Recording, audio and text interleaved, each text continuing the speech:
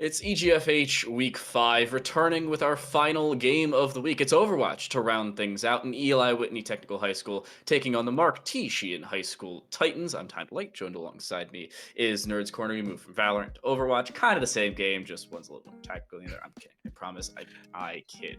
But Nerds, Mar16 and Eli Whitney, any opening thoughts or takes on these teams? Sheehan Titans. They're leading the pack currently, living up to their namesake. They are number 1 in the standings, going up against Eli Whitney, who is going to be 3rd in the standings. And it's interesting. So to cross-reference some previous games against the Huntington Blue Devils, Eli Whitney lost. And they lost 0-3, a clean sweep by the Blue Devils. Whereas Sheehan Titans were able to do 3-1. The Blue Devils only taking 1 game off of them. This is, it's an interesting stat line to say, and it's important to note, but it's not doom for Eli Whitney just yet. There is some room to work with. They are 3rd for a reason. They played out 4, won 2, and lost 2. So they're 2-2 right now in their wins to losses. So they do have some fight in them. It's going to be interesting to see. I'm curious as to how they're going to play out and what they're going to do.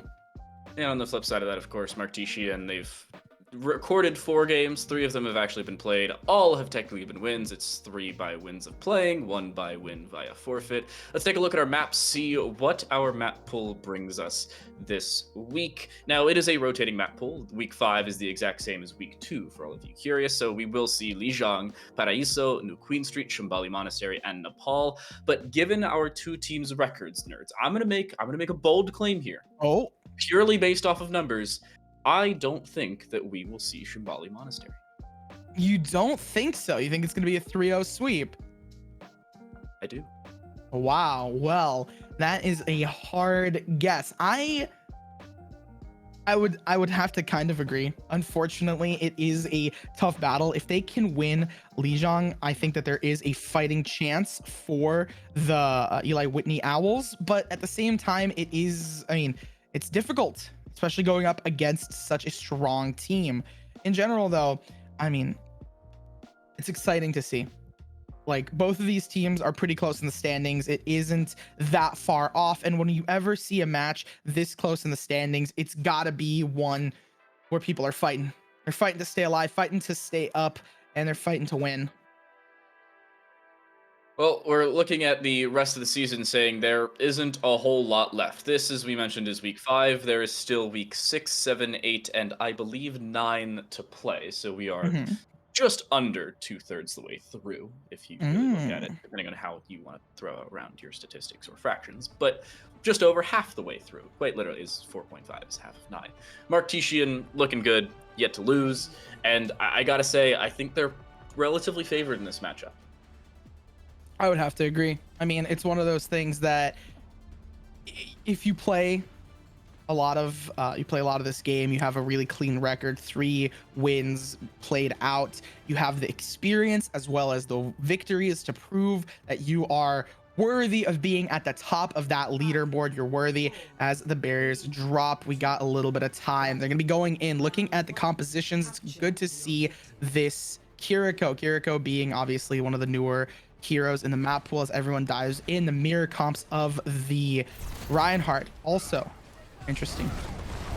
The Metro brought on the board, though, here for Eli Whitney, and the dive just does not work. Mr. Billy and Pyro both go off the map. I think Pyro pinned himself off, while Mr. Billy decided to swift step over to them and try and Suzu it back. I'm not sure how that would happen, but Eli Whitney will cap first. Well, this is looking good for them. Like I mentioned, early Eli. Ooh, if Eli can win out early, it could be a very good start for them, especially because they're going up against the Titans. They're going up against one of the top teams here. So we already start seeing trades go out. Hit scan doubled up here for Mark Sheehan. The Cassidy taken care of fairly early, though. Better player still just trying to pepper in damage, but that shield from the Reinhardt, very well managed thus far in a lot of these fights, so not a whole lot of damage allowed to be peppered through, much less if it could be. They're still worried about a lot of these turrets, and they will eventually find them after a decent bit of damage done.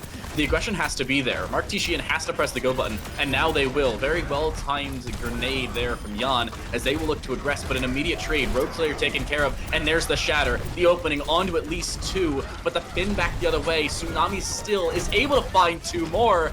Double pin and a double kill will lead even more for Eli Whitney.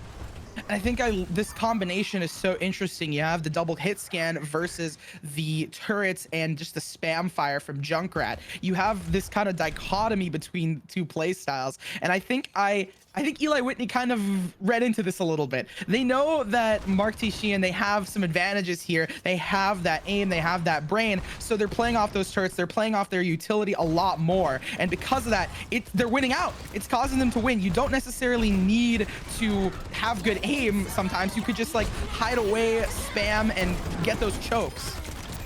Double Kitsune Rush used, Tsunami a double, one with a fire strike, but an immediate return. It's the Reinhardt's finding every kill thus far. The problem is Pyro significantly lower, a perfectly timed sound barrier. Better player can only find one, and Tsunami has so much health to work with. It's a 1v2, a DPS up against a tank and the support. The Bionade even misses, and Better Player cannot do all that much. I don't even know if they touched it. May not matter. Jan from behind does not touch. There won't even be overtime. Wow. Eli Whitney, 100-0. 100-0. First round. Okay, so maybe our predictions were a touch No. overzealous. No? I said it was going to be No? a sweep. I didn't specify a team. Oh, what an interesting change of pace. That would be crazy to see. Toppling the Titans, I mean, the joke has to be made as it's such an iconic one, but if they could do it, that would be an upset. Not only for the standings, it'll boost them entirely forward, but it also will prove that, hey, even if your stats aren't that good, you can still have a good strategy going up against a better team. That being said, near the end, an amazing shatter coming out to deny them entry onto point. They can't cap it, they can't touch it, can't get them into overtime to have an attempt to resurrect themselves in this game. And because that wins out, we're gonna see some ball action as well in this current match from our lowly team, the underdogs, coming up with some interesting strategies, and it works out. Oh, and it works. It works. I don't know how in the world that works, but sure, I suppose. Wrecking Ball comes through. I don't think they even have the Iceberg available. I don't know how in the world Jan is not dead. Where the heck that health came from, the world may never find out. But still, Mar16 are honestly just being upset a lot of these fights. And I think the change of pace is working out for them. Okay. Rogue Slayer finds one. I was going to say they instantly changed up their composition because they knew Mar16 is going to come out guns blazing and ready to change up the pace. Again, with that Orisa, it's going to work out. There's the slam, and it doesn't work. Not at all, but fortunately they do still find Tsunami. Bemby, a victim as well. Pretty good start here for Mar16. This may be their first cap of the series, and it's been a little bit longer than I think they would have liked. They still have to deal with the Lucio that's just dashing around the point. Finally they do. Jade Moon's taken care of, and that should finally be the cap. Wavy Patty, very lucky to be alive, almost finding Better Player. Now is finding Better Player. It was Wavy Patty and Bemby who did get the main assist, but Wavy Patty still playing very risky around the point. Very lucky to be alive. I don't think they will be for much longer. I think that ice wall as well up on Tsunami really helped isolate them and gave them that win. Taking out the ball early allowed them to cap point easily. There's no tank to mitigate that damage. There's the barrage as it goes out, but doesn't find anyone. Not at all, and the Blizzard used doesn't find anything either. Pyro does find one with the Whirlwind, but not much to work with off the back of it. Highbud, sitting on point, does not have their Swift Step, but it may not matter. Tsunami caught out, that Javelin misses, but Better Player will not. I suppose he's just the better player. I think that's a beautiful name as they're still trying to hold on to this point. It's looking a sweep in a different direction. At this point, at least. They still have not capped, by the way. In all this time, Eli Whitney has held the point because of the mines used by Tsunami and the fact they've just stagnantly died in seemingly every single fight. Wavy Patty taken out in thin air, but Mr. Billy, there goes your primary heals, at least from the Moira. And Eli Whitney have a man advantage at this point. Pyro diving, but a perfectly timed sound barrier again as Jade Moon gets every single one in they require. The spray down as they're frozen to death. Finally, a full fight victory after a minute and 40 seconds, and Mar16 will cap.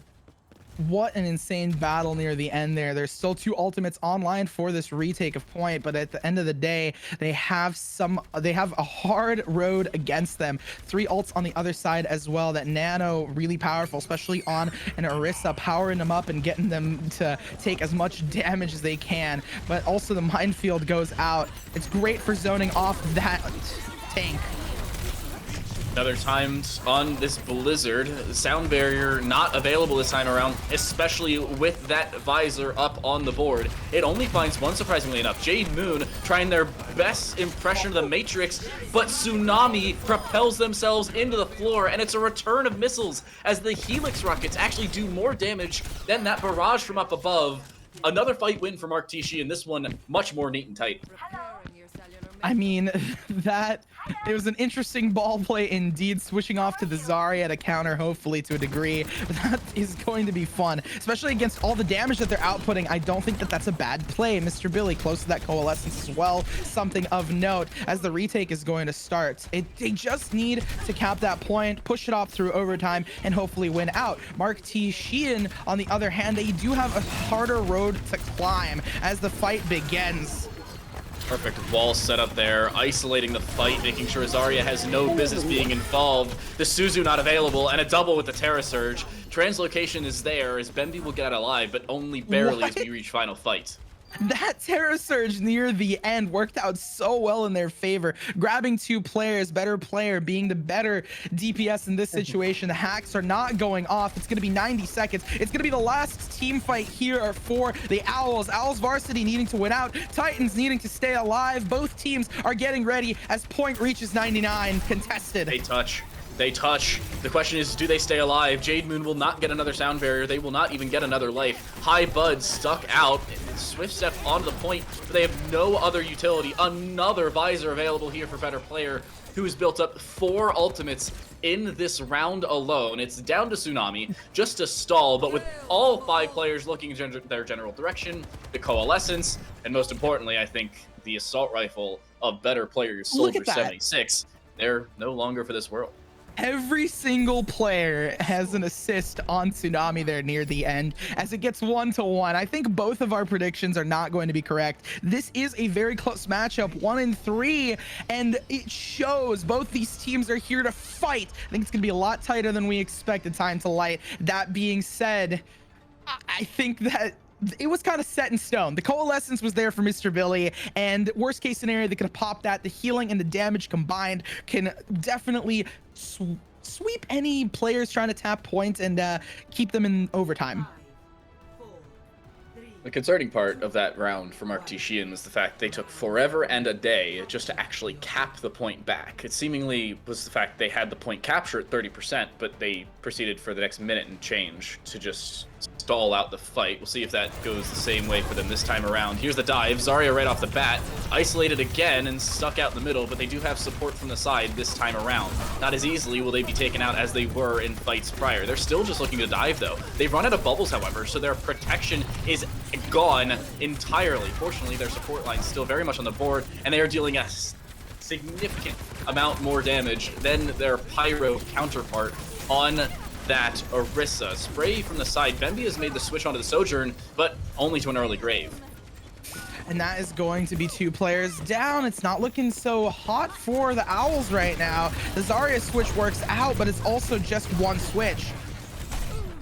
It's not doing enough, and as you can see, again, target prioritization with only 1 player left alive. A fairly quick fight victory after the point cap. It is a point cap, but not by much. They didn't It didn't take that long this time. Their composition staying the same. Slight changes here for the Owls as well. I don't know if those changes are really working out. I do think that the Tracer is a very powerful one to get in and out of sticky situations for obvious reasons of that utility. But at the same time, if you're going to be going up against a player like Pyro with all the support and that Fortify online, it's going to be really difficult to take them down solo. You're going to need to have the rest of your team come in as the team fight commences and everyone's getting ready to fight. Getting ready to go in there. Up above, trying to do their Randy Orton slithering up. Watch out! Watch out! Watch out! They somehow make it out alive, only barely. The Coalescence will keep them alive as well. But a perfect Graviton Surge finds 2, but a return. The Blizzard and Terra Surge combination will find 4 returning. The Coalescence Prior coming into full effect. And somehow Mar16 win the fight. I was gonna say underrated ultimate of the statement right there. The Coalescence not only dealing damage, but also keeping everyone alive amidst the Q battle and amidst the chaos. It allowed them to stay up in it. And that is going to be a switch this time, going for a Winston. An interesting choice. The goal of Winston, obviously, to go into the backline and take out the squishies, take out Zarya's supports. Let's see if it can work out. An interesting choice, especially because of the ability for Zarya to bubble the teammates. Problem is, they just don't have enough damage output on a swift basis. That Pulse Cannon just does not do enough. You can see Wavy Patty from behind, very lucky to be alive. There's the dive again from the Winston. Somehow Wavy Patty, by the way, is still on the board.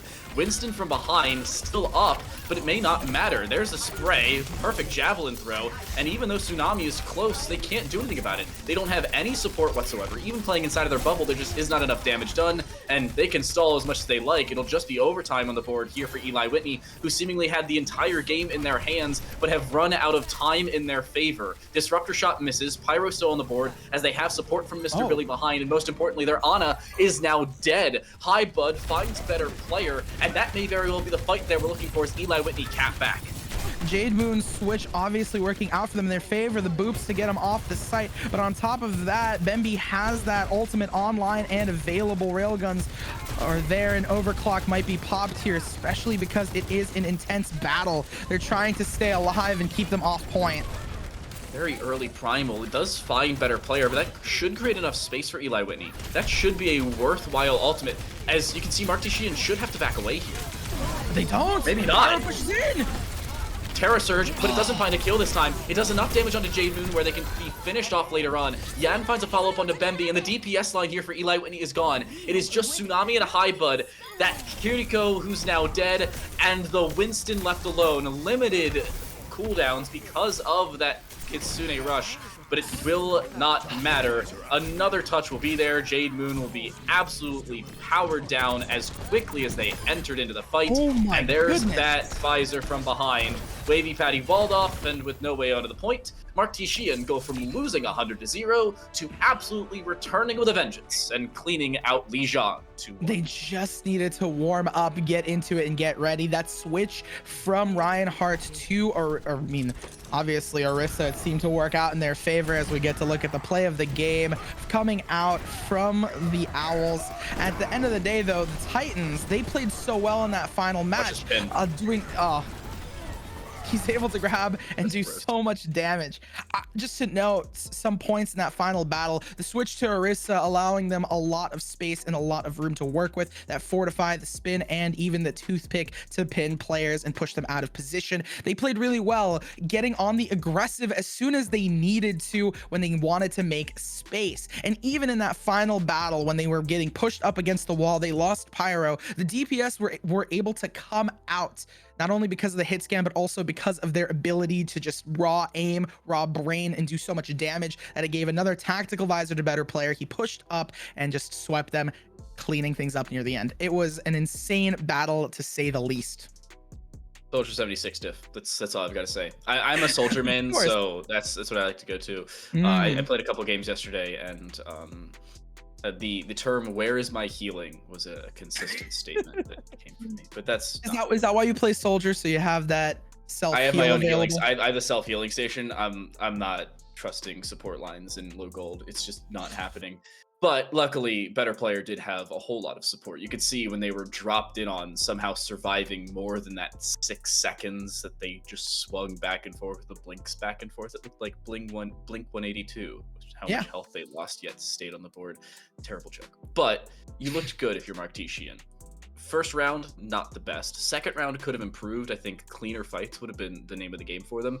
But third point was about as clean as things could have been. You lost just one fight, the first of which, by the way, was, well, not really a fight loss. That's why I wasn't really counting it as a fight loss. But when you look at it on the Mar16 side, they cleaned up significantly more than I thought they would have, especially after round 1. And they were able to clean out Eli Whitney when they were taking the fights towards the end. I mean, I'm excited to see what we're gonna play out next. I mean, at the end of the day, they didn't let it get to them. The mental was strong for the teams. We're gonna be going to Pariso with the same sides for both of these teams. Yeah, that means Eli Whitney will start off on the defensive side. It is their right to do so. They get the choice, considering they lost map number 1. You get side selection. I prefer to start on that defensive side. I know some teams depends on the team. I know Mark Tishian actually is a fan of the attack. We've seen them a couple weeks, but they lose Hmm. very little, so it may not matter. I'm a So little surprised that Eli Whitney coming into this will choose the defensive side because honestly, playing a Mark Tishian strengths and they get to determine the pace of the game to open things up. I'm not liking their chances. I mean, you've had some more experience with them, Time to Light, so I'm obviously curious. You said that Mark T. Sheehan favors attack. What do you know what kind of composition they run? In your face. No, I'm kidding. They Ah, run. They usually I run the mean, same dive compositions in for your a lot of these face. maps. No, I was going more haha L in your face, more of the joking one. But what they like to do is they just like to play consistent. So Mhm. the compositions that we saw back on Lijiang, there wasn't much of a change throughout the entirety of that map. No. You saw maybe the switch from the Cassidy on towards the May. We saw the Reinhardt to the ball slash mainly onto the Orisa, which stuck for the longer period of time. And Ball was Eli Whitney. oh, yeah, it was Tsunami. But Hmm. they were sticking with the Orisa more often than not. And if they Yes. can keep that consistency, especially on Paraiso, where you can play really any tank you like, I prefer more Sigma, especially considering high ground on Think the first Sigma? point, but it's really up to your preference. I personally think Sigma's great, especially with the utility that they provide, being able to pin players down. Also, that ultimate, being able to take everyone up and have a little melody play out, hopefully getting yourself a decent amount of Universe! kills. Universe. And that being said, I mean, it is you know, we said it was going to be a sweep. Eli Whitney came out swinging, ironically enough, with Reinhardt, and they did a really good job of making sure that it wasn't just a sweep, one-sided favor affair into the Titans' favor. So I really want to see how they play out in Pariso. It is a change of pace. They got to decide the siding. They got to pick kind of how they want to play this out. So hopefully that gives them an edge and an advantage here. So I mean, we'll see.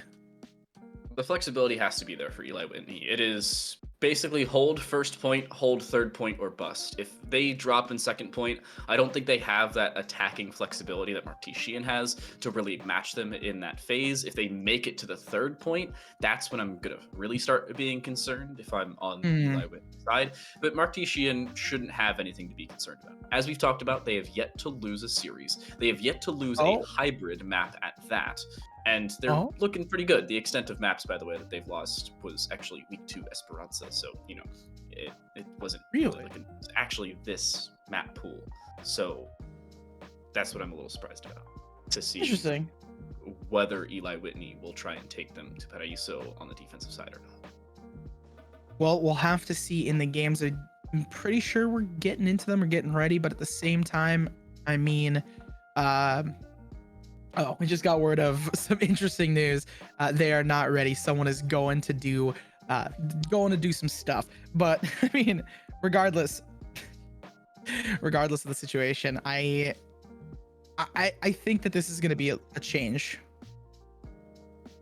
Well, the change, especially for Mark Tishian, has to be making sure they're a little bit more comfortable in a lot of their fights.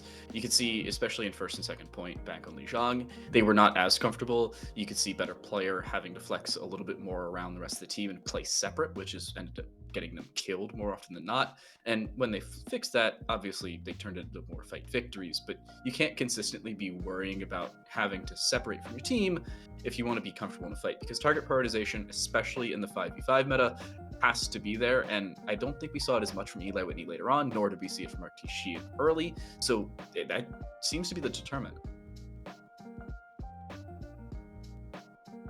I I think that they just need to warm up to a degree as well. The Sheehan Titans. I'm listen, and I say this because we gotta you gotta double triple down. If there's going to be a sweep in any direction, we said that the Titans might sweep the Owls, and so you know, sometimes we go back on our words, sometimes we double triple down. I think in this situation, they have what it takes to completely just keep their dominance and assert it. The Owls do have a mountain to climb against them. That being said, we're still waiting on the players and the games. I'm not 100% sure as to what's going on in that situation, but It looks like everybody's back. So oh, fortunately, we're things getting in are there. back on the way. We do have We're some getting other in news there. in terms of substitutions. Half is Oh, in for Bemi, and Jade Moon is being subbed out for Junior Icon Ghost, who you've seen over the last couple weeks. We definitely saw them last week as well. The conversation for Junior Icon Ghost may be a flex away from the Lucio or a more mobile Lucio, so keep that in mind if we see that here on Paraíso.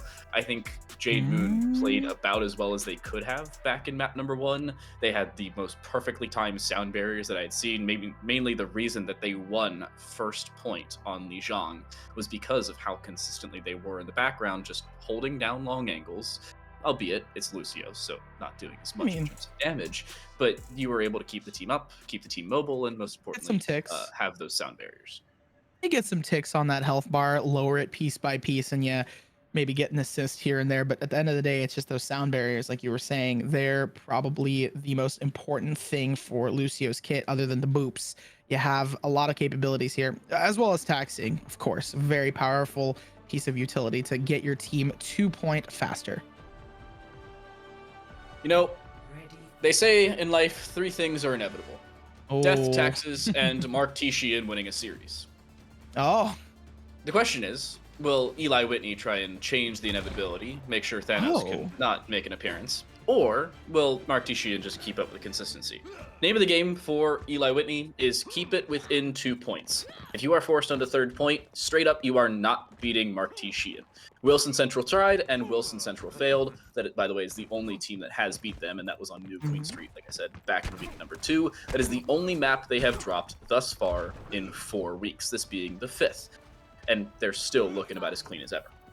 And now I want to talk about this Doom play here. I mean, it's definitely going to be fast, get them onto point and give them some mobility, but it's an interesting choice nonetheless, especially going up against the Sigma. Like I said, there's the high ground capabilities to get into the backline and do some damage, but you just don't have a lot of health, and you're killed by the support. Out of all the things, getting eliminated by the Zenyatta, I mean, at the end of the day, he does have that volley, but still. I think he only had 1 HP by the time he had faced the Zenyatta. That's the main point. You had Wavy Patty looking straight at you. You would half unloading 2 full barrels into you. And most importantly, that sticky grenade did the casual 130 damage it loves to do. Jan from behind, the tank conversation. I was talking about the Sigma. A way to casually hold that high ground is playing the Sigma. The other way to clear it is playing on that Doomfist. They've decided rather now for that Orisa, though. Pyro, that Javelin's a little bit too late, and a good flexibility there from Tsunami will keep the team alive, but an even better shot from Yan will drop Icon Ghost. The volley is there as they get dropped with the grenade as well. A clean start, especially for half, as they open things up, holding that high ground. I think that BAP is also super important there. Immortality allowing them to stay alive a lot longer than they should have in that team fight that we literally just saw seconds ago. And the switch, Pyro having to go from Doom to Orisa, you know, it ticks down that ult just a touch, but at the same time, it was done fast enough and decisively enough to keep them in this game and alive. Pyro on the back burner, but he's still able to stay alive there. Unfortunately, Tsunami's not. Lack of support's costing him because of the overfocus on the DPS. Wavy Patty lucky to be alive. That Helix rocket set misses just barely, but Pyro's Javelin won't. What a snipe from the tank. And there's first point. Done and dusted, and oh my goodness, Icon Ghost barely alive as they will make it out with their life. But oh, look at this, a follow-up is there. Better player, however, will not survive. Half hits another sticky, and they just cannot miss those. I mean, he's trying to get some space for them. I understand the plays. You want to get good positioning here, especially for the point to move forward to get that payload. But at the same time, you're going so far out that you get yourself into a trap. Just an unfortunate situation. That being said, better player does have that visor up and online, and they're going for a gnarly flank. If they can get this, it would be an interesting set of circumstances here. They have Nano Visor. That's what they're going to use. There's the Nano. Here's the Visor. It already melts Wavy Patty. A follow-up there on the high bud who's taken care of. A third found just the same. And better player will look to just sweep it up off the back. There's 4. He's looking The for 5th that is melee. technically stolen away, but it's not gonna matter. Better player has found the play of the game, and we haven't even finished second point in the first round. I mean, he's trying to live up to his name. He's gotta listen. If you're named better player, you clearly have to go in there thinking you're better, and it just shows. What is in that Baby Patty situation. doing? He's bouncing around, having a fun time. They're all kind of lined up for this Orisa and Terra Surge. There's Breaks Terra them Surge. out. There's the Immortality Field falling. Somehow, both of the Ooh. supports are still alive. Icon Ghost was kept up in the fight by High Bud, who continually rallied those Ooh, pills in, but team it doesn't wipe. matter.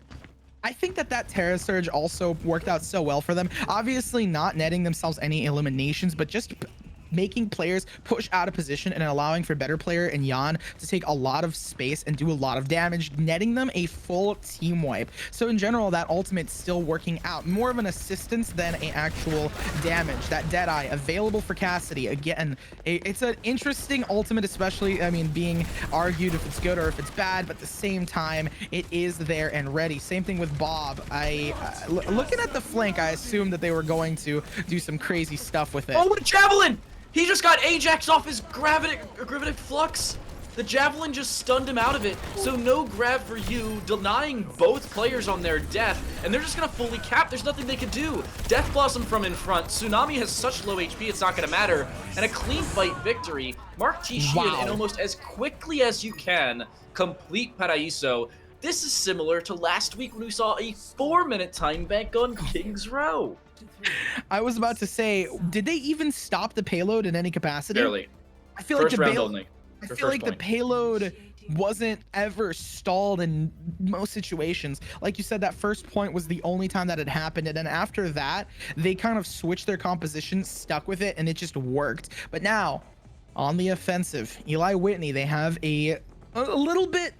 A lot a bit harder, especially because you're going up against 347. Even if you can get to that third point, you're gonna be going at a disadvantage on the flip side when things reset and when you gotta try one more time. We see Tsunami on the ball again. I love seeing some of that wrecking ball action. It's fun, it's interesting, especially if you have a really strong player on it. That being said, the Nano is still up for both of these teams. We did see how better player did with that Nano. That boost for Ana sometimes, I just think to myself, it's a menace. When you see that with literally any other ultimate, it's spooky on the server. Mar16 keeping that consistency. They picked up Pyro going from the Doomfist on towards the Orisa fairly early on in the first point, and they will stick with that as they start on the defensive side. I think this is the same, basically the same composition they had earlier. Jan going from Reaper to Hanzo instead. Oh, and already finding an opening duel. High Bud taken care of. This switch off that Kiriko and allowing Icon Ghost to pick it up has cost them their life apparently early on. There is a return though. Wavy Patty from long range has taken out a better player. So at least there is that kill back the other way. Fairly good dynamite, doesn't fully land, and they can drop back, but the problem is Tsunami doesn't have an easy way out, and they're quickly taken care of. Nice shot, by the way, off Yan with that recon. And I mean, it was a clean shot as well. I was gonna say, this Hanzo play that we love to see, it's working out so well for them. They're doing a good job keeping players out of position, and they have the high ground here on the first point, so they're just gonna try and maintain it and keep them away. The ball action, hopefully to counter that high ground positioning, it doesn't seem to work out as well as expected. The one vulnerability at this point here for Mar16 is the backline going under and around. Fairly good sleep dart, it lands, and good target prioritization. Without the rest of the team and even the general vicinity, what is the ball to do but to die? The largest hitbox of cylindrical or spherical objects that you've seen in this game, and very little ability to get out alive. Better player, even able to nearly touch spawn doors, and that, oh, that's a little bit of an overextension. Half takes care of him.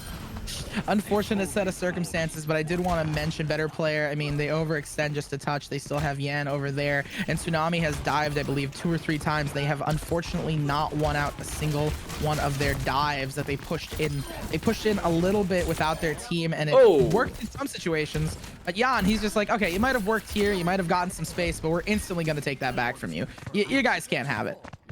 What do you call barrel stuffing with a bow and arrow? Arrow stuffing? Arrow. I Quiver mean, stuffing? I don't know. I mean, sometimes it feels like a meme is there for the taking. It just tree trunks being thrown at you. A change of pace. We see the diva coming out, a switch. I mean, if they could charge up that ultimate, it's really powerful for clearing potential, but at the same time, it's more the defense matrix that I'm curious about how they're going to use, especially going up against Pyro and Yan. Just munching on some of those bullets. Yum, yum, yum. They're going to try and get down and below. The problem is Pyro on the board with his Terra Surge, dragging him straight into the Dragon Strike, and they find a double off the back of it. Wavy Patty finds only one in return, but where's the help for Tsunami? It's another situation of where is my supports? And the problem is, for Tsunami, they're already in the grave. And I mean, with a minute left on the clock, regardless of the situation, this has been a huge stall for the Titans. The defense matrix is doing a decent amount of work here as well. That switch working out in their favor just a touch, keeping them alive on their dives. But at the same time, it might keep them alive for longer. But What? the So that happened on, a little on bit. I'm today's episode assuming of a Not on my misplay. bingo card. Not on my I think they bingo just wanted to card. get out. They just wanted to leave in that situation. At the end of the day, I was going to say it keeps them alive for longer, but in this situation, they fall to their own demise. A little bit of peril in paradise. I mean, that being said, it is really... Oh, peril in Pariso. My brain was not fast enough for that. I like that one. That's a good one. I know my brain was just not fast enough to capitalize in some situations, and I feel like that's kind of what's happening here. It's difficult to capitalize on this play. They dive in, Tsunami can take the space, but they're not able to push them off the high ground, and it's just giving such good positioning to the Titans.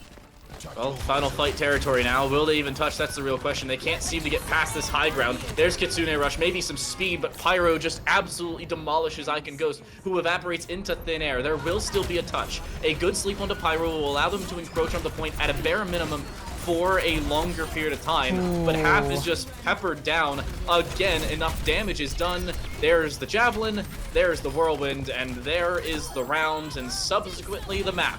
Bob will not even be able to touch, as the Javelin will deny it. You shall not, says Gandalf. I mean, Pyro. Bob can't do something in this situation, does nothing, as it's going to be a clean 0-0 for the Owls. I mean, play of the game going to Yan here with this masterful play. I mean, I think it works out for them 100%, getting a beautiful three-piece here, taking out two of the supports. And Cassidy's dual potential is really strong. There's a lot of capabilities that he has, especially with the buff and change in his kit. But at the same time, that dual potential is more in reference to 1v1ing supports like Kiriko or Bap, who have a lot of firepower, maybe even Moira, but and also maybe a lot of the DPS characters more specifically, not necessarily the tanks. You can't really 1v1 a tank. You do need to dive and focus on them, especially with good team play and coordination. And I think that, again, they just played out of position. Tsunami pushed in a lot as Wrecking Ball, took a lot of space, but none of that space was capitalized on. They had no way and capability to maintain that space. Just like a lurker in any tactical FPS like CS or Val, you want to make sure you're keeping the space that you make. And in this situation, it's almost mirrored. You want to keep that space so you can keep that point, play on, and it just didn't happen. And because of that, they fell, unfortunately. Yeah, and it cost them a lot more often than they probably should have. You had Tsunami creating a decent bit of space, but I can distinctly remember 3 separate scenarios where Tsunami died and nobody's even then in the general vicinity to do damage or help them, or in some cases heal them. Wrecking Ball can only heal themselves so much with the shield they built up off of that extra damage that they do, but it's not going to matter. In a word, Robbed was a better player in terms of play of the game. They basically found a 5k with the Nanovisor. Favorite ultimate combination. Yeah, I mean, second and third is Dragon Strike. I was gonna say that play near the end was still really powerful though. Yeah, I mean, it's not a 3k, but my analytical brain is just thinking, oh my gosh, he took out both of the supports. There's no heals for at least there's no heals, not even because they need to respawn, but they also can't get onto point. And because of that, the respawns are all out of sync and out of order. They're going to need to waste a bit more time so they can dive on point together. It's just a huge impact play. But I do think that the cool Tac Visor Nano, it was such a cool play. It's just, there's the nerd side and then there's the nerd side, right? I really thought it was cool. I was just like, oh, that's neat. Nano, rush in there. You're better. You're the better player. And Unfortunately, that didn't win out. That being said, I'm not sure. I think we have a little bit of Yeah. a break here because some of the players are rethinking some stuff. They're trying to regroup, rethink, as they don't want a 3-0 sweep here. Yep, we're gonna send things to a break, and when we come back, it is the only map that Mar16 has lost thus far in the EGFH. Will that continue to be the case, or will they bring their record back to 1-1? We'll find out when we head to Toronto after the break.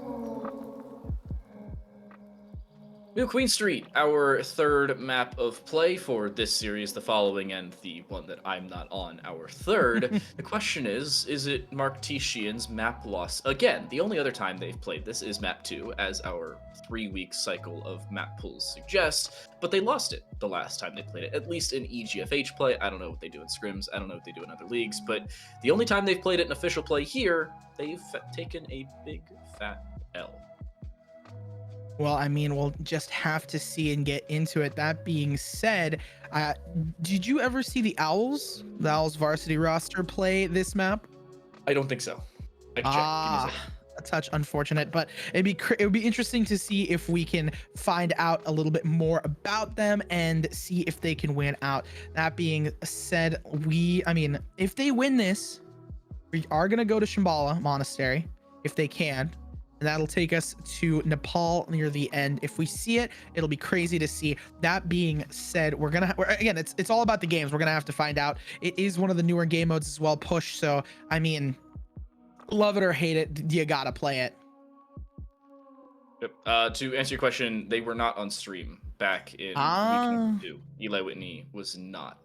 So we will head into our third map of New Queen Street, completely unknowing. Now the question is, for Eli Whitney, can they flex? I think the ability for them to do so is there. They've won series based off of push before, but can they keep that consistency? That's a real question. I mean, I feel like push is one of those game modes that is a touch, I would say, one-sided. Even like, once you get into it, you kind of get into it. Once you have a lot of momentum, you have that snowball rolling, really have a mountain to climb to stop it, because not only do you need to stop the snowball and the ultimates that are being built up, the players that are all left alive and working together and feeling hot and ready, but you also have to make sure that you are playing at that same level even at the downturn. Ooh, Seems Ramatra like from Pyro. Eli Whitney are going to try and keep that same-ish level of consistency. Tsunami will hold that wrecking ball. I'm a little surprised about, especially on a push map, to state the very least. But the problem I see for them is the support line. I don't know if Moira Lucio is the combo that you really need. I think it's an interesting combo, but at the same time, I also think it is a touch weak on the healing. I mean, Moira is really powerful, but a lot of players really, I mean, once you've used it all up, you have to like worry about doing damage here. As the opening kill is not given to Ball. No, not at all. It actually goes the way of Wavy Patty. A little bit of an over-aggression bit here for Tsunami. A good anti will mean they have no healing for the next few seconds, but they still want to aggress. They don't care about the lack of healing. They just want to hold W, or in this case, right-click, as they will pile drive their way into the DPS line and barely make it out alive. Okay, well, they're able to grab some healing. I was going to say getting those chokes really powerful. Spray is there. Tsunami is able to melee down, and a boop off the side. Very few times do you see kills off the side of New Queen Street. But they boof better off player the guys boof. out the back. They boofed off the boof, the better player, and I was just gonna say this is some new ball action. The tech is working out so well in their favor. They're just aggressing and holding W at this point. Go ahead. Pyro is switching things up. They will head on to the Orisa. They need to win this fight. They cannot allow more space to be taken here from Eli Whitney. The dive from behind being set up. Better player has switched off of that Soldier 76 for the first time in a very long time. There's the minefield from behind, but it doesn't create as much space as I think they would have liked. It does not find as much as they probably could have. And the grapple misses just the same. They just do not have enough damage output, but they still are able to take out Rogue Slayer. It's not enough for the rest of the squad, though, I say, as Jade Moon still somehow finds a kill.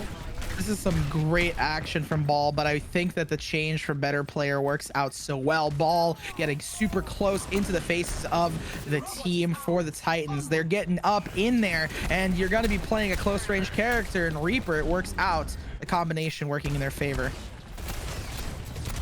Dive again. Better player trying to hold W. They do not have the Wraith form online. They need to be able to get out alive, and they just do not have the cooldowns. Tsunami able to barrel stuff them with 2 barrels, actually, and a little bit of a melee to clean things out. Jade Moon's taken care of, though. Nice shots from Yan. They're not done either. Sticky grenade lands, and a follow-up onto Hive Bud. That's a double for them. Looking for a third, as behind is the Sombra, but they will make it out alive just barely at that. And I think if it ain't broke, don't fix it. Pyro switching off to Orisa, and better players switching to the, well, I mean, if it ain't broke, don't fix it with the Orisa. But if it ain't broke, I mean, maybe you do want to fix it. He switched off to the Reaper. That worked out so well for them, especially because of the close range duels. I keep repeating myself. There's 4 ultimates online for the Titans, and I think that they're going to use it soon, especially here on one of the final fights. Not necessarily this early, but definitely to get themselves a team kill. Oh, good target prioritization again here for Mar16, and they will take the lead off the back of it. Good hack, lands onto Yan, increased damage output there for Eli Whitney, but not enough to find a kill off the back of it. And Bemby does not have their translocator set. Lucky to be alive at this point, but it may not matter. There's the Deadeye, there's the kill onto Hive Bud, and finally you see a Deadeye kill. More often than not, really just to reload your weapon. I was about to say, I haven't seen a Deadeye kill in a while. That being said, they do take the first point in this battle. They started off hot for the Owls varsity side, but it just didn't work out. Death's Blossom gets interrupted by a kill. Did get one on Jade Moon, though. I don't know how in the world they decided to use the Death Blossom that far forward. There's a fairly well-timed Terra Surge, but an even better EMP, and that Pyro enough for them to fall in that backline. Over-aggression costing Mar16 and over-usage of ultimates at this point. A switch to the Torbjorn for better player after they fall, but, well, the rest of the squad falls as Mar16 very quickly taken care of. And I mean, that... they didn't change too much, but this aggression from the Owls is working out so well for them. The change on Torb gets instantly taken down as Yan gets the trade. social distance themselves from this ball, and playing the Torb I think is the correct decision. The problem is not having that continuous damage output that they were relying on the Reaper. Tsunami over-aggresses, fairly low HP for them, they are still getting healed, but even more damage is being output. There are the mines, even better sleep, but he's still being kept alive. And I mean, keeping that ball alive is dangerous. He's now in the backline doing some damage. Coalescence, enough healing to negate that damage though. Again, the shields increasing their ability to stay alive long term. But again, it just will not matter. There's a magnetic grenade and there's the kill. You don't have to worry about it. You just know it's gonna find it. I don't know. How do you feel about that change? I personally really enjoy it. Makes that when I'm Cassidy, I don't know how to use it. It's bad. When I'm against Cassidy, I always dive to it. It's bad. But from a spectator perspective, it's good. Oh, from a spectator perspective, I think it's phenomenal, especially the way Yan has used it so far, netting themselves both space and eliminations in combination. Aggression here from Yan again. Ramatra switch. First time we will see the new tank on the board here for Eli Whitney. We saw it in spawn doors, but not actually played there for Mar16. Yan very lucky to be alive in the backline and will not be. And Tsunami there with that annihilation, able to cleanly find the kill on the better player. Pyro not long for this world either, but a 60-meter lead, good enough for Mar16. I mean, that is going to be a lot of pressure. They changed the spawns going to the other side. And I mean, this change onto Ramatra, I think it's going to be a really good one as they get right into the face of Wavy Patty. It's aggression, but unfortunately Jade Moon's switch onto the Mercy will not fall on deaf ears. Quick kill and a follow-up there for Yan. Almost able to find the Ramatra. They are being hunted down though. There should not be an easy way out, but with all the support in the world, both in terms of healing towards them and the damage output, better players able to find the kill and no effect as Tsunami. I think that this is just I mean, the Moira Lucio start kind of hurt them a bit, even though they had the advantages there. But I will say, near the end there, the combination of ultimates goes out.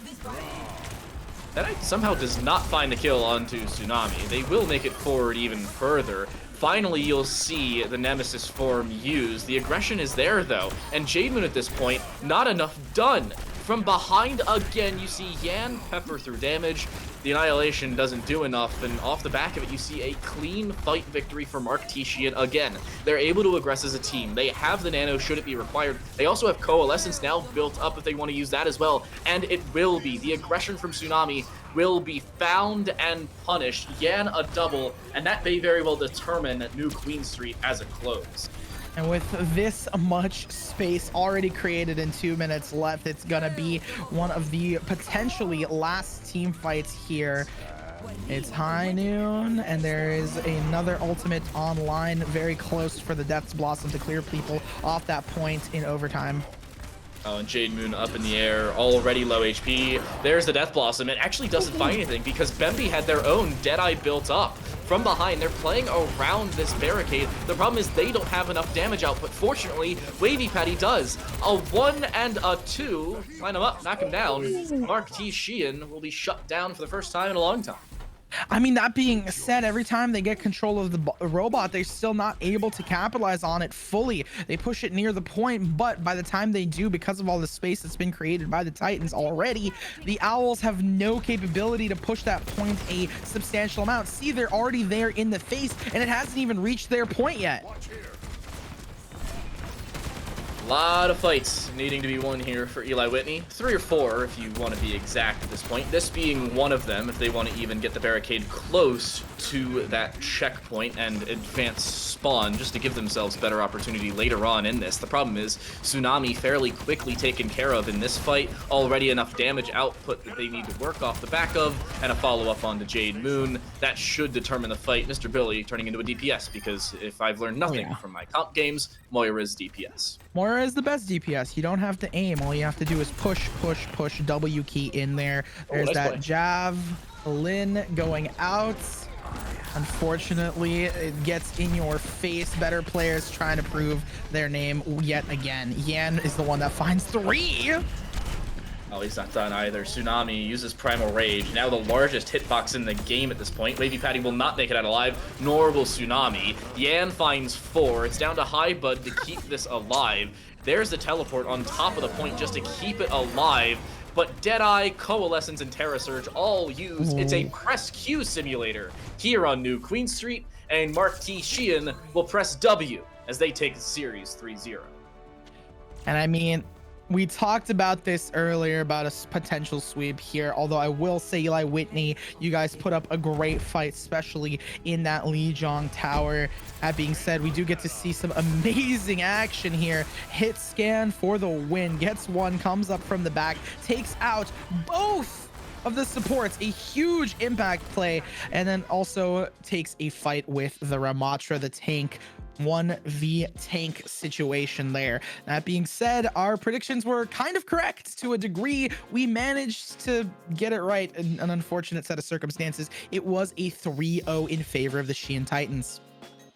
Paper, this was to be expected. Eli Whitney showed very good signs of life, especially early on Lijiang. Map 2 of Paraíso was okay for their defensive side, but their attack just couldn't find a foothold. And the new Queen Street, they looked good for 45 seconds, and then they just did not.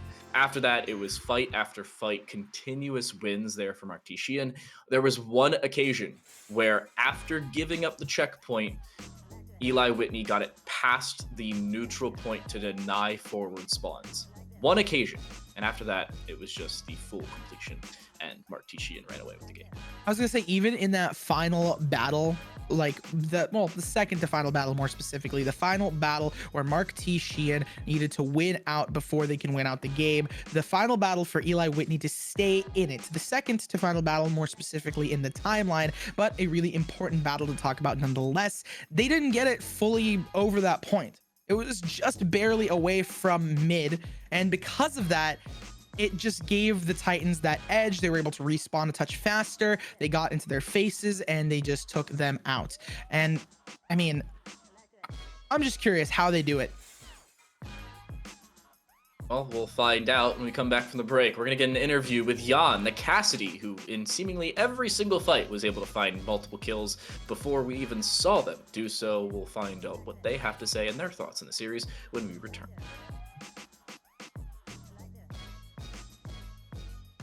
We're still all night. Hi. Hello. Bye now.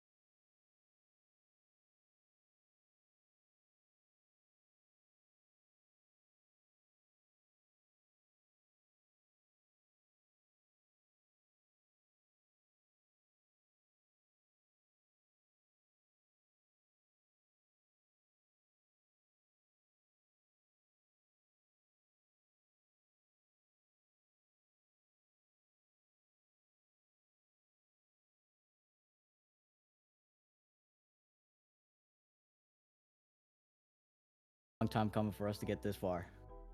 Well, you have looked pretty good the entire season. Going back to week number 2, obviously looking good there, especially on this exact map pool against Wilson Central. Now against Eli Whitney, the only weaknesses you had were after really round 1 on Lijiang. You made some switches. Talk to me about the switches, especially with you going on to the May.